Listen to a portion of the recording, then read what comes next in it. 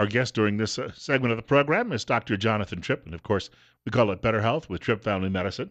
The doctor or one of his associates joins us on Wednesday mornings between 8:30 and 9 o'clock, and we have a different topic we address every week. And these are usually very topical, though, to the listening audience because they deal with certain times of year when we see a lot of these issues arise.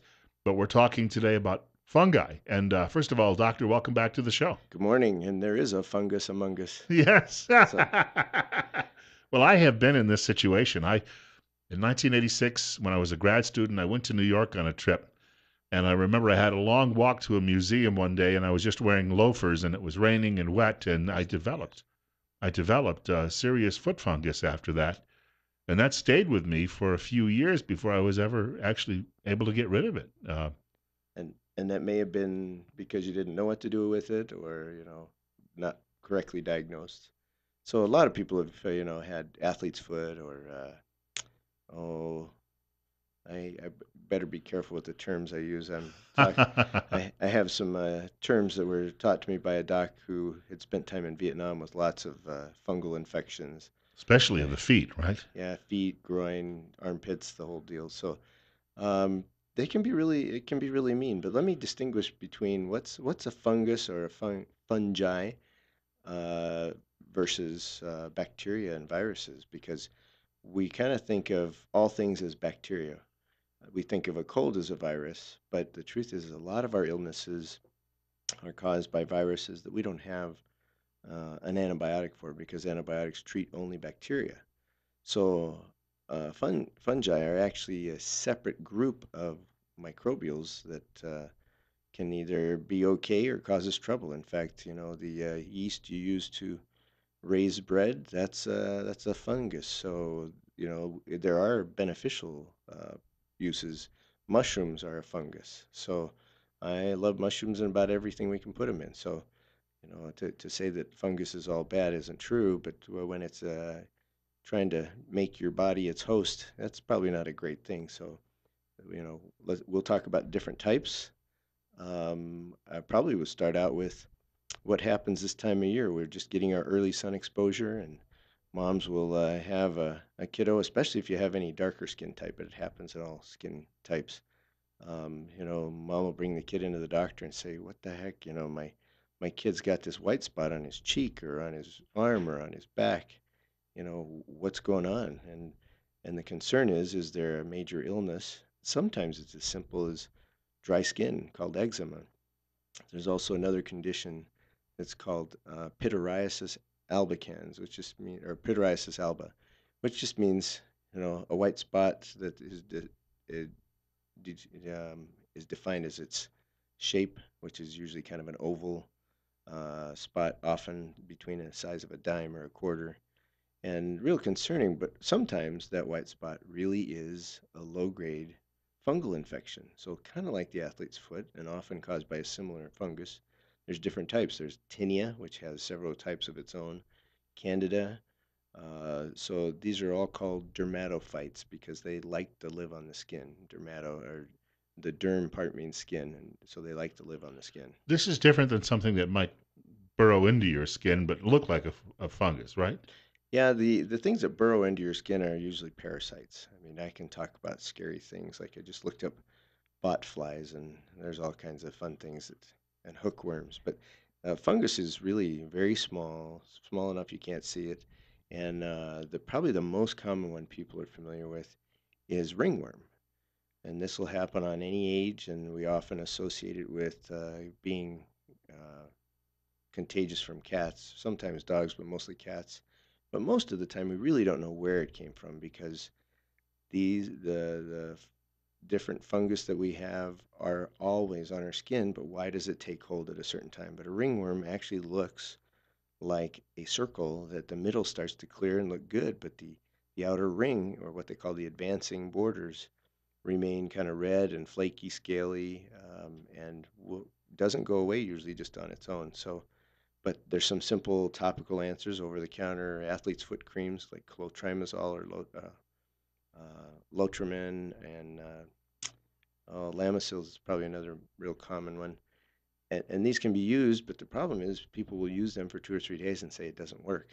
but the skin actually needs these treatments for 2, 3, and sometimes 4 weeks before it clears up. That's how I got rid of the foot fungus, was about 6 weeks of actual treatment twice a day. Yeah, twice a day. And then that finally cleared it up. You could tell simply the skin just started peeling off in sheets, and the skin beneath it was nice and smooth for the first time in years. And that's exactly what happens with a fungal infection is we're not actually killing or curing the skin on the surface. That has to exfoliate, and so that time frame for the new skin to come up is what you have to continue to treat.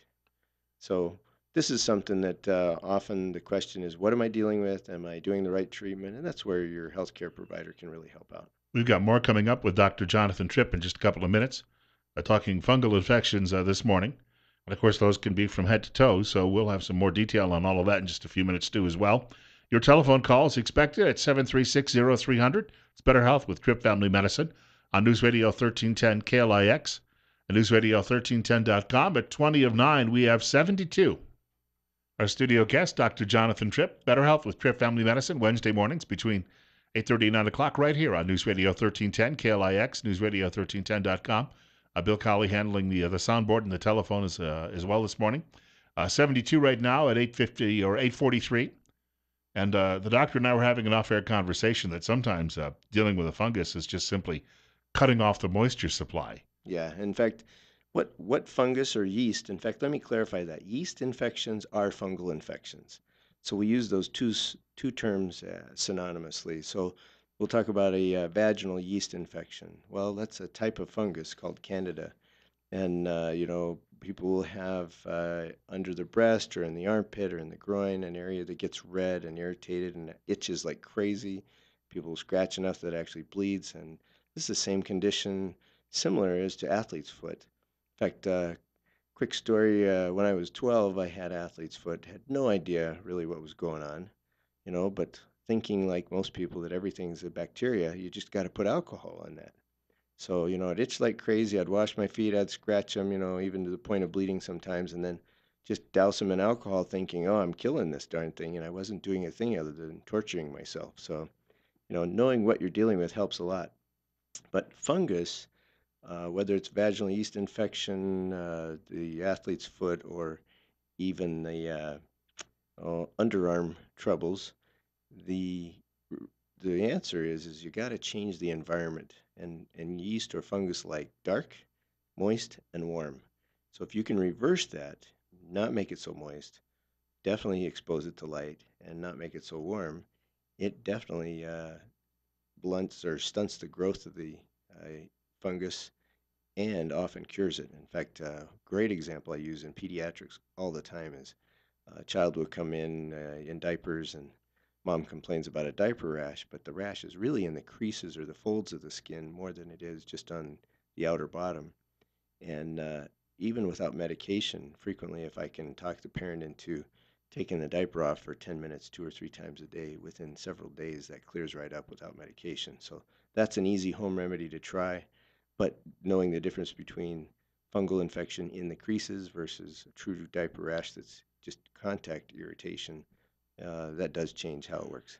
I had a friend I used to work with, and when her brother came home from, she told the story from service in Vietnam, he had a bad case of trench foot.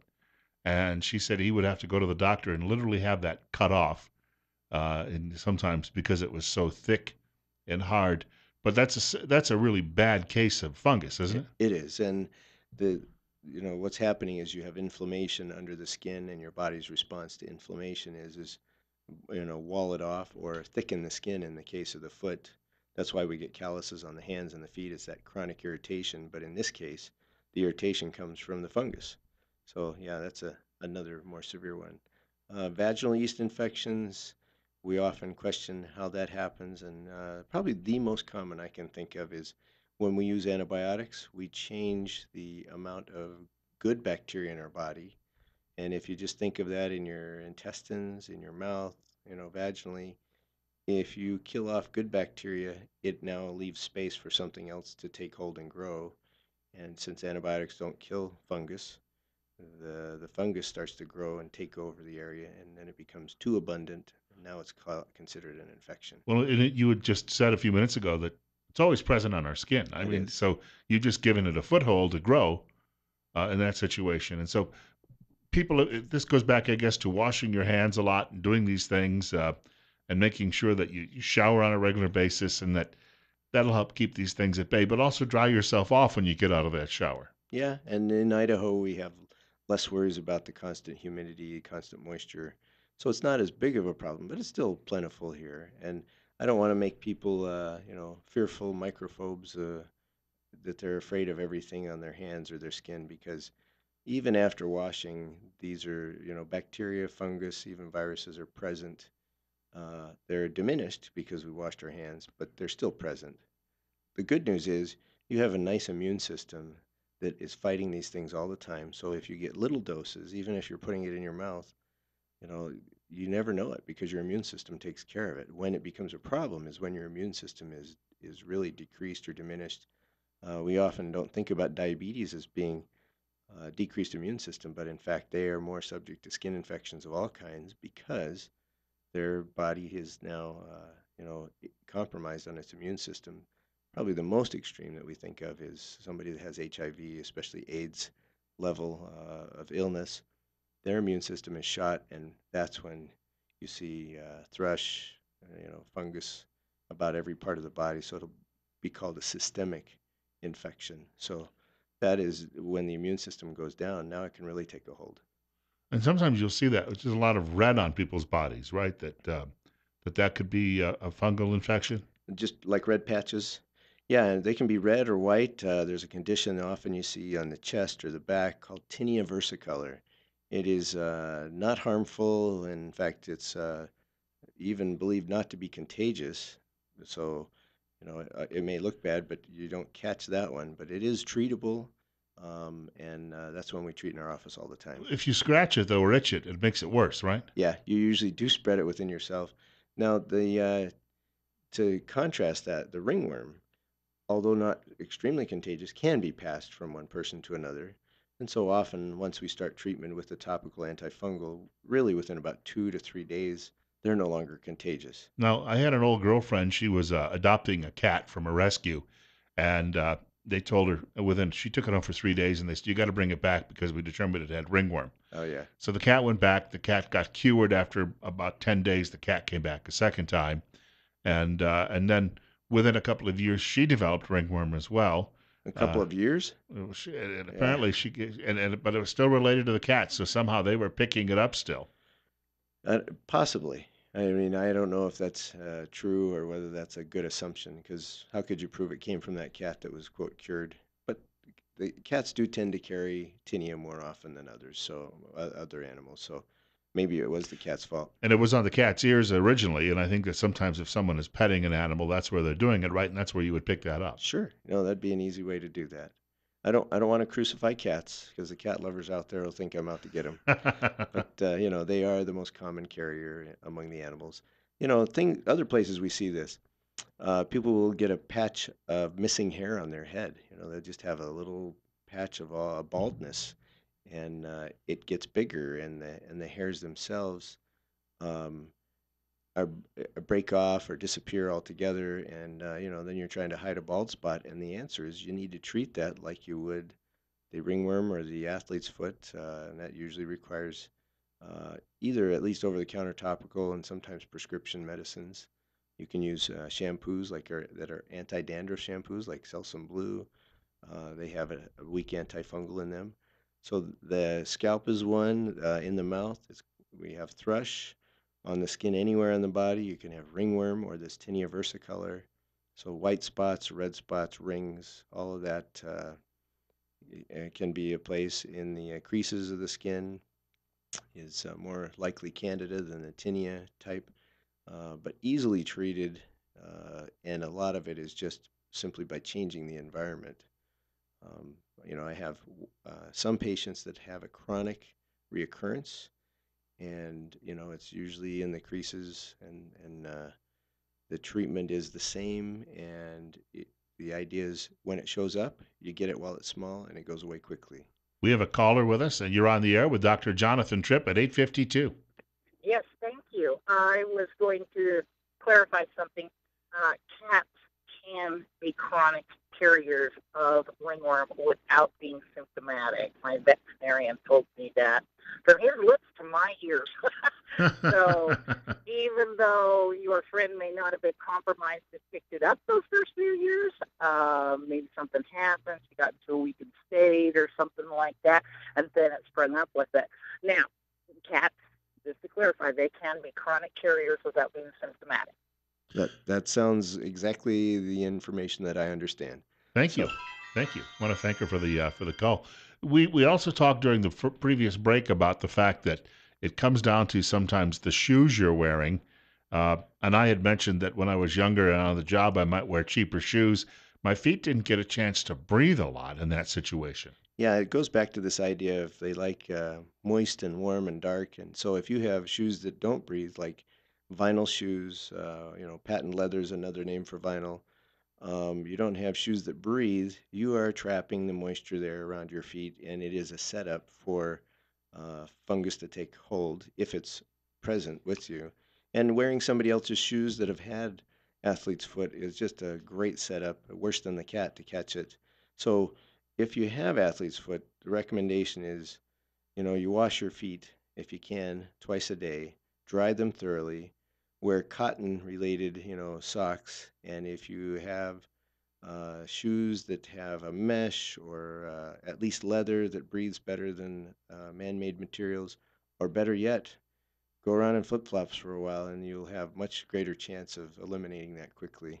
We have another caller with us. Caller, you're on the air with Dr. Jonathan Tripp at 854 on KLIX. Yes, I wanted to ask if you think this might be accurate information that was passed to me.